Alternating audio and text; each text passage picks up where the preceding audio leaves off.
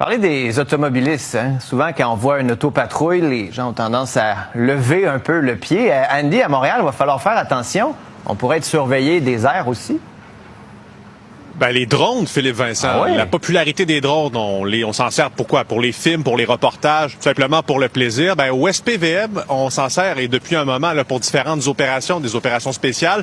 Mais là, on va s'en servir et on va mettre l'accent là-dessus pour les infractions routières. Ce qu'on veut faire, c'est repérer les automobilistes contrevenants.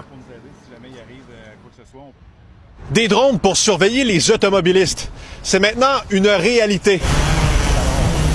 Un SUV bleu change de voie, ça y arrive à vous. Vous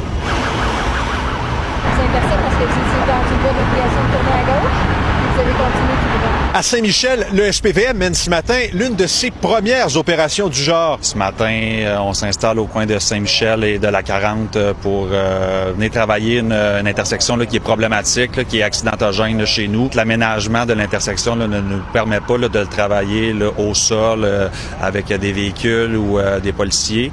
Donc, ce qu'on fait, c'est qu'on utilise le drone. Objectif, repérer des infractions, comme passer sur un feu rouge, par exemple. Est-ce que ça va aller jusqu'au fameux cellulaire dans la voiture? En fait, le drone, il faut voir ça comme un peu le prolongement là, du visuel du policier, fait qu'on peut capter les mêmes infractions, les mêmes informations.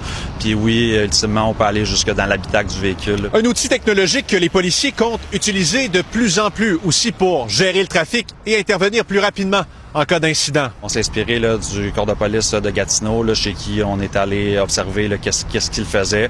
Puis on a ramené ça chez nous. À l'heure actuelle, on est encore en analyse puis à valider certains trucs. Mais oui, notre volonté serait là, d'intensifier les opérations puis de cibler des endroits, comme je vous ai expliqué tantôt, là, qui sont plus difficiles d'accès pour nous. Le message qui est à retenir, c'est que même si vous voyez pas de policiers au sol, ben vous êtes observés. Une cinquantaine de constats d'infraction ont été mis lors des 4 premières opérations, considérées en quelque sorte comme des tests. Le bilan pour celle d'aujourd'hui suivra. Andy Saint-André, TVA Nouvelles, Montréal.